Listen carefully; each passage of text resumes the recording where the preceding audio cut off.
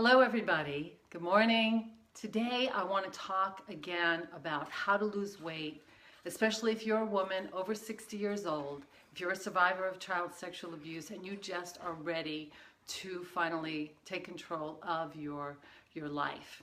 So there's three critical success factors that I believe are involved in successfully losing weight and actually having a good relationship with your past.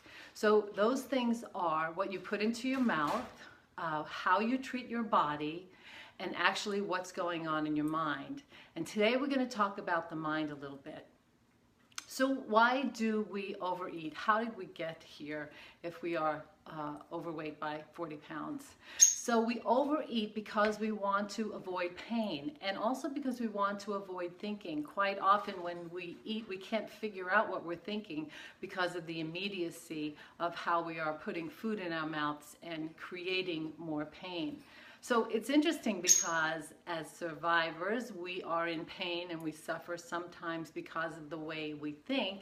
And so we eat and we overeat more than we need, and that actually feels very painful. So we think we're trying to escape pain, but we're really trading for a different kind of pain. So, and what also happens is that the way the mind works is it's kind of a self-fulfilling thought. You eat and then you're disappointed in yourself, and then you are self-critical, and then you continue to overeat. So it's like a cycle, a spin cycle of negativity and of self-induced pain. So the thing that I find fascinating about this is that as survivors, I have to say we are pretty tough about pain. We are used to being in pain.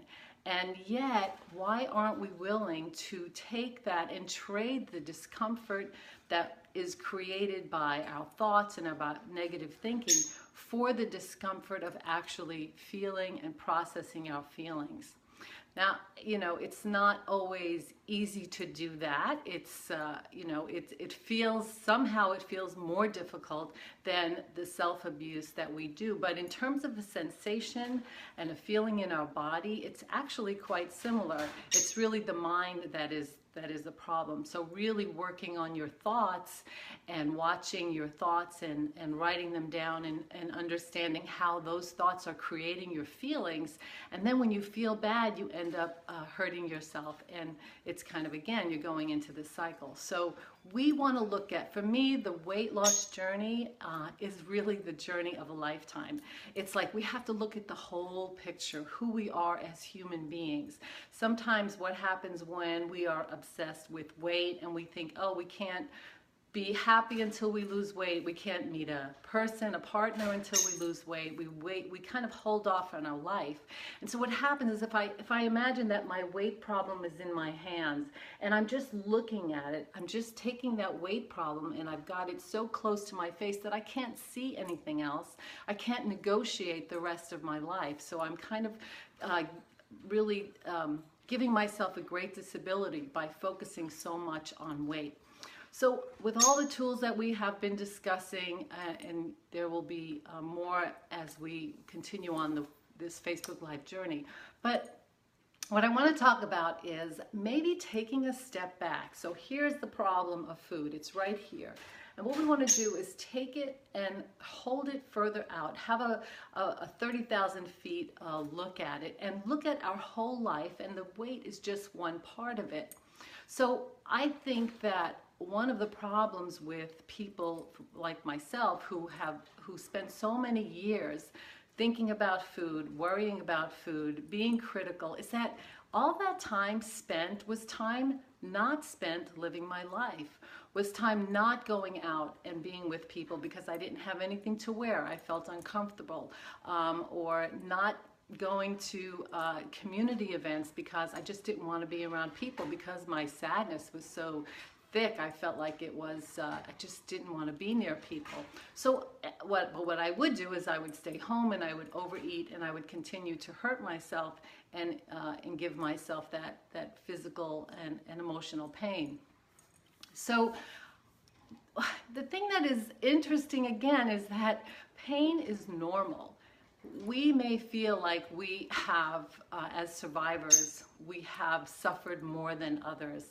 But of course that's subjective. There are so many ways in which people are suffering in the world that our pain is no greater, no deeper than the pain of other people. And maybe you disagree with that, but if you look at what's going on in the world and how people suffer and the things that people have to deal with in terms of health problems, family problems, war, I mean, we are experiencing pain.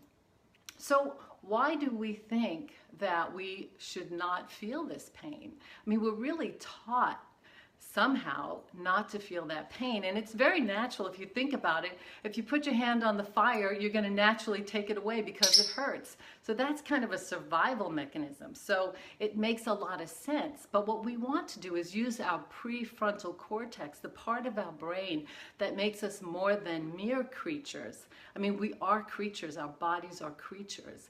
But we are more than that because we have the ability to think, to plan, and to change and to grow. And so that is, so what happens is when we are not willing to be discomfort or not willing to trade the discomfort of self-inflicted pain for the discomfort of actual life pain, what happens is that we don't get to live. So the question that I want to ask you is, what matters to you? And are you willing to make room for discomfort and uncomfortable feelings so that you can do what really matters? So if we take back a step back, and so what I want to ask you to write about this, I want you to tell me what is really important to you. How do you want to be in the world? How do you want to act? And what I've done, what I like to do with my clients is to break it up into different areas. So there's the area of health, there's the area of intimacy, friendship, the area of work, personal development, fun, recreation, community, and spirituality. But today I want to talk pretty much about health. So what are your values in terms of health? Now, another reason why I love working with women over the age of 60 who are survivors is that if you look at a timeline, we're born and we die. Well, 60 is like closer to the end. I mean, even if we live to 100, it's really not that. So this is the time we have left. So what do we want to do with that time? Let's take that time and let's look at our life and create a life that is so full that when we die, we are totally at peace. You know, a lot of time people say, what do you want to be said on your tombstone? And I want it to be said that I led a rich, full life where I was able to give and receive and to have lots of fun, as well as to just appreciate the depth of sorrow and the differences between feeling sorrow and grief and feeling joy and love, kind of birth and death, because both of those things are part of life, and of course all of what goes in between. And at the age of 60, you've seen a lot, I've seen a lot, been through a lot, and now what I have learned with the new science that's been coming around, all of the things we know about food, all the things we know about the way we have been taught to eat, the way we have been taught to think. I mean, there's like, it's a revolution going on, and I would like to be part of that revolution. I am part of that revolution. So I want to be in tip-top shape so that I can participate in this world. And if I'm not happy with things going on in the world, I have a way to fully participate in the way that I determine I would like to, so that I have done something about the situation that perhaps I'm not happy about. So let's go back to values. So what are my values for health? So for me, I want to live a long, healthy life. I have witnessed many, as all of us have, and there is no guarantee that I'm not going to get some kind of disease as well, but I want to try and put into my body healthy things. I want to avoid toxic things, and so I actually look into what is the best food that I should be eating. And you know, there's so many diet books out there, so many things out there, but certainly I have landed on the fact that I want to eat wholesome food. I also want to respect my body and I want to respect the environment. And these are the things that I would say are my values that would help me. So what's the point of knowing my value?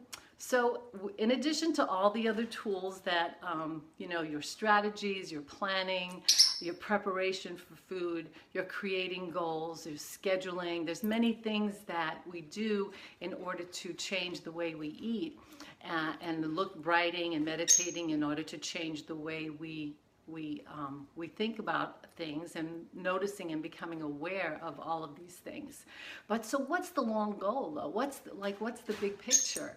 So if the goal is to lose 40 pounds, really what is the value behind it? So as you come to a decision in your day, whether you are going to eat that donut that's sitting there in the office or not, if you can touch into your goals, what do you want to stand for? And if you want health, and if you want to stand for respecting your body, knowing that certain things are not good for your body and other things are, so then that goal could be just another tool for you. That value could be just another tool for you to evaluate what you're about to do and help you to move towards what you want to do and what you want to be. So again, it's a big picture. It's not, this is one tool in your toolbox. But I think that at the age of 60, it's time to know, what do you want to be in your life? What do you want to get out of your life? What are your desires, and how do they match up with the things that you believe in and the things that you want to stand for? So I hope this has been a little helpful. So I want you to, when you have a chance, write about your values. Your values is related to your health.